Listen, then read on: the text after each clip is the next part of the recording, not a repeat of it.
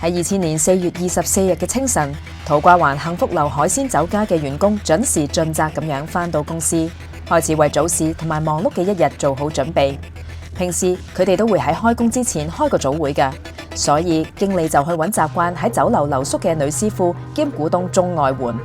但係同事唔單止唔見佢嘅蹤影，就連酒樓賬房入面嘅4個錢箱都俾人撬開咗，入面嘅現金不翼而飛。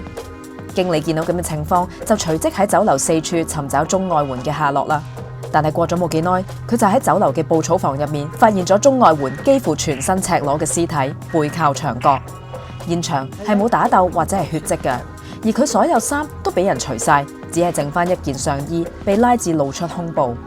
而死者鐘愛媛嘅頸部就留低咗深深嘅瘀傷，死因係俾人勒死㗎。咁到底呢宗只係普通嘅劫殺案，定係另有內情呢？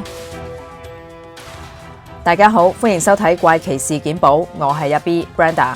喺度咧。首先要多謝大家對上一條片嘅支持啦。而家咧我就完成咗我嘅 Legal Executive High Dip 第1年噶啦。咁喺考完試之後咧，亦都即係正式放暑假啦。不過咧，我就揾咗一份咧律師樓嘅 Summer Internship 啦。咁所以其實而家每一日咧都要好忙碌咁樣工作。咁個工作時間咧其實都係同一個正職都無異嘅，朝頭早9點幾咁就翻到去夜晚7點幾咁樣啦。咁所以咧出片嘅速度咧都係會慢咗落嚟嘅，依然唔可以喺暑假嗰度出多啲。咁好多謝大家嘅包容同埋體諒支持啦。咁今日咧，我哋喺啱啱嘅前段咧都聽到會講乜嘢案件啦。咁就會講一個喺千禧年代發生嘅酒樓殺人事件㗎。首先我哋講下呢一件案件嘅背景先啦。老闆陳泰元表示，佢喺1988年同朋友成立咗幸福樓。1980年代香港經濟發展蓬勃，而香港人嘅人均 GDP 更加喺1988年首次突破咗1萬美元咁多。香港自此就晉身咗發達地區行列啦，係非常之好嘅營商環境，魚翅撈飯嘅年代。做飲食業嘅陳泰元當然順勢起飛啦。而幸福樓嘅生意最鼎盛嘅時間有成超過10間分店，喺香港嚟講都算係一間甚具規模嘅酒家集團。我喺做資料搜集嘅時候，仲揾到當年嘅電視廣告，大家都可以睇到千禧年嘅物價係咪令人好懷念呢？記得當時有報紙減價戰啦，10蚊車仔麵、燒味飯等等，仲有好似幸福樓呢個廣告入面有20蚊打邊爐，都可以話係見證住香港喺經濟唔同時代嘅變遷啊！幸福樓嘅老闆陳泰元就話，因為年幼家貧，所以佢嘅家姐鐘愛媛就被送到去鐘家照顧，因此就改為姓鐘啦。後嚟鐘愛媛嚟到香港投靠細佬陳泰元，就喺酒樓度開始工作，而佢及後仲投資咗30萬去酒樓添，所以特別緊張酒樓嘅運作。人稱媛姐嘅鐘愛媛當年53歲，係一個非常之勤儉嘅女士嚟㗎。佢並冇因為自己係股東、師傅又或者係老闆家姐嘅身份而放軟手腳。平時除咗做樓面啦，做收銀更加會喺酒樓度留宿添。目的就係希望可以緊貼公司嘅生意發展，睇實酒樓嘅收入同埋支出，順便慳得一蚊得一蚊。根據報道指出，媛姐不時都會同員工甚至係食客發生摩擦㗎。始終自己入咗股，所以生意就零舍緊張。唔單止係對外啊，人事安排上，身為股東嘅佢都好着緊㗎。例如針對員工嘅工作表現，媛姐經常都有唔少意見，所以同員工嘅關係就講唔上係融洽啦，有時都幾緊張㗎。幸福樓喺土瓜灣欣榮花園分店嘅經理，佢個名叫做何開成，當年27歲，正值壯年。雖然好後生，但係何開成身形高大有台型。佢出生喺廣東南海，11歲來港，但係嚟到就冇讀多幾年書，只係讀到中3程度。由於學歷唔高，工作嘅選擇自然唔多，輾轉做過幾份工作都做唔長，更加有記錄顯示何開成有暴力案底㗎。1997年就因為有意圖傷人罪成，被判監9個月。後嚟1998年20幾歲嘅佢就一直喺幸福樓海鮮酒家擔任酒樓部長嘅職位啦。好快升職做咗高級部長，然後再晉升為酒樓經理。咁聽起上嚟都算係一帆風順，總算揾到自己嘅事業，可以喺一間公司定落嚟長做。誰不知啱啱升職2個月，何開成就俾人炒魷魚啦。點解何開成做得好地地又會俾人解僱嘅呢？原來眉精眼企嘅媛姐曾經向老闆陳太元投訴，話何開成工作表現欠佳，偷懶之餘，仲成日喺工作時間入面擅自外出去馬會嗰度買馬仔，又成日喺公眾假期嘅時候告假。須知道食肆最賺錢嘅時間就係假期嘅日子，身居經理要職嘅何開成請假唔返工，令到同事踢晒腳，實在係講唔過去嘅。而呢種工作態度，仲偏偏要俾緊張大師媛姐看在眼裏。結果何開成喺休假3日之後，佢就俾酒樓嘅楊經理召回餐廳，將佢解僱啦。雖然呢件事的確錯在何開成，但係香港當時隨住1997年爆發嘅亞洲金融風暴蔓延持續6年咁耐，經濟不景，失業率高企，揾工的確唔係容易。啱啱升職就被炒魷，由天堂跌落地獄。為解決生活燃眉之急，於是第一件事何開成就係去酒樓嗰度追討欠薪。但係佢越諗就越唔忿氣，亦都唔甘心就此冇咗一份穩定嘅工作。由於佢同媛姐都算係幾熟嘅，想請佢幫忙游說一下幸福樓老闆，亦都即係佢自己嘅親細佬陳太元收回解僱嘅決定。何開成冇揀辦公時間去拜訪媛姐，係因為驚同事睇到覺得冇面，所以佢就決定喺晚上酒樓打烊之後先至上門求情，等媛姐返到去佢辦公室私下先至同佢傾。平日酒樓打烊之後，除咗一個年老嘅夜班看更之外，夜晚就只係得媛姐一個留喺幸福樓啦。2000年嘅4月23日晚上10點鐘，何開成發現酒樓嘅管理處竟然冇鎖，於是佢就潛伏喺酒樓嘅布草房，一直喺黑暗入面等待媛姐。喺一路等嘅時候，何開成就喺度自己諗：我做咗呢份工咁耐，由下面一路由低做起，做到上經理，冇功都有勞啊！只要媛姐開句聲，做家姐嘅佢可以同老闆講翻幾句好說話，幫手，老闆一定高抬貴手，收回成命，唔會炒我嘅。始終媛姐講一句好過我講10句啦。點知兩個人見面之後溝通並唔和氣，何開成大約只係講咗半個鐘頭，媛姐就一口拒絕啦，仲要求何開成要講啊，你自己親自同老闆講。何開成形容媛姐仲好大聲咁樣話：係我搞到你俾人炒啊，咁點啊？如果你唔走，我就請實 Q 拚你走啊！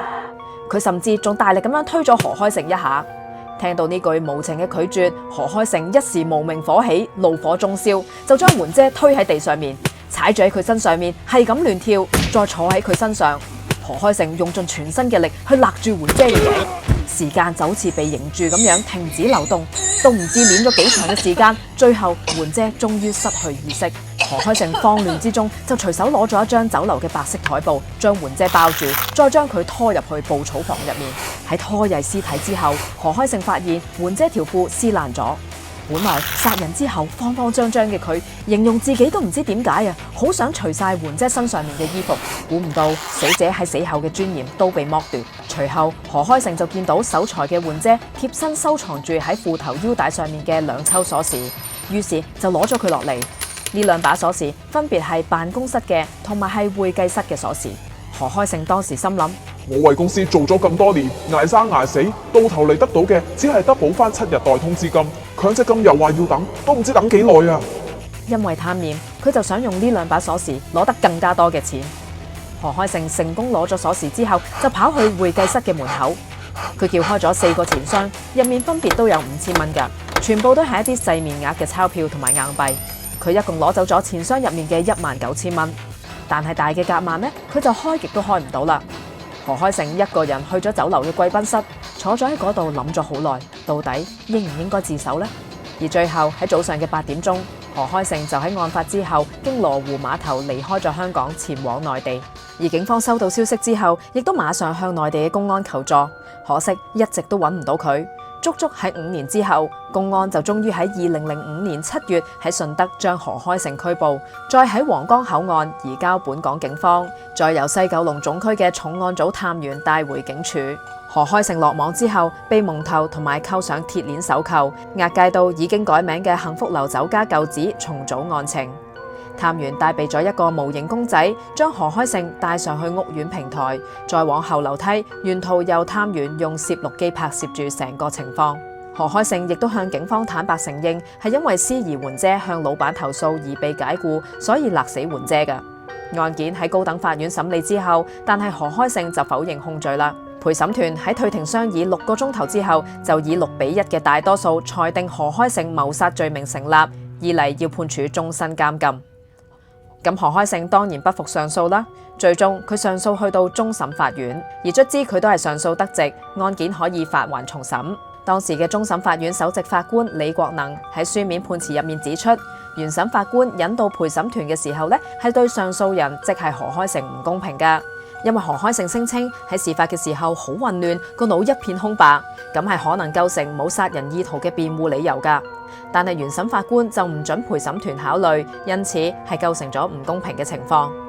咁我哋咧早前都分享過，如果係謀殺嘅情況，其實都可以有唔同嘅抗辯理由㗎。咁上次就講過減責神志失常啦。咁今次何開勝又用乜嘢嘅抗辯理由呢？就係用呢一個被挑釁激怒，所以令到佢自己咧一時去控制唔到情緒而殺人。咁呢一個情況咧，一般會用2個嘅測試㗎。咁首先第一個測試咧，就係會睇死者嘅行為同埋說話㗎，即係好似喺呢個情況入面，媛姐嘅行為或者佢所做嘅事情、所講嘅嘢，係咪真係激怒咗何開勝呢？而導致何開勝突然之間暫時咁樣失去咗一個自制能力。咁假設喺呢一部分個答案係否嘅話呢，咁都可以話唔需要再進入下一個部分噶啦。嗱，呢一個係一個主觀嘅測試嚟噶。如果個答案係否，亦都即係話挑釁係唔成立噶啦。咁但係另一方面，如果個答案係是嘅話呢，咁我哋就要睇埋第二個部分。伸延下一個問題，呢一個將會係一個客觀嘅問題嚟噶。如果一個合理、理智而且清醒嘅人，再加上如果佢嗰個嘅年齡啊或者係性別都係同被告何開勝相若嘅話，咁呢個人如果遇到死者媛姐呢一種挑釁，又係咪會做出同被告相同嘅行為呢？咁意思就係話，如果死者媛姐嘅行為同埋說話，會唔會導致一個同被告年紀、性別差唔多、清醒理智嘅人，會同何開勝一樣，喺午夜嘅時分將一個中年女人推倒喺地上面，仲喺佢身上面跳，坐喺佢度，仲要無視佢嘅掙扎而將佢勒死呢？但係喺度都要提一提大家，呢個案情同埋所有嘅證供基本上主要都係嚟自被告何開勝噶。而且何開勝喺最初警方拉咗佢嘅時候咁去攞一啲口供啦，當時係冇提到死者對住佢講嘅挑釁說話噶，反而喺之後庭上面何開勝先至補充翻喺犯案嘅時候曾經同死者有激烈嘅爭吵噶。所以當時事實上真實發生過乜嘢情況都可以話係死無對證啦。經過重審之後，陪審團退庭商議5小時。今次嘅結果更加一面倒啦，一致裁定被告謀殺罪成。呢個結果即係表示陪審團並唔接納何開勝嘅講法，佢再一次被判處終身監禁啦。其實喺經濟不景嘅時候，能夠有一份工，仲可以有不斷晉升嘅機會，本來就應該好好珍惜噶。可惜懶惰嘅佢唔單止淪為失業大軍，仲因為魯莽、衝動、貪念而闖出大禍。何開勝喺庭上面一直保持冷靜，聽到判決之後嘅佢，亦都只係喺犯人欄入面低頭，冇做出任何嘅表情，似乎亦都默默接受咗餘生將會失去自由呢個不能扭轉嘅事實啦。而昔日客似雲來嘅幸福樓經過呢件事之後，生意一落千丈，去到2006年只係得返1間分店，嚟到今時今日更加已經全線結業，成為歷史，同呢種命案一齊慢慢消失喺香港人嘅記憶入面啦。再次多謝大家嘅收聽同埋收睇，希望大家會喜歡我呢個頻道，俾個 like 我 ，subscribe 我嘅 channel， 亦都可以 follow 我嘅社交網站平台，包括 Instagram 仲有 Facebook。如果大家有唔同嘅意見，又或者嚟緊有唔同嘅節目內容案件想聽嘅話，歡迎留言俾我。今集嘅節目就嚟到呢度啦，我哋下次再見，拜拜。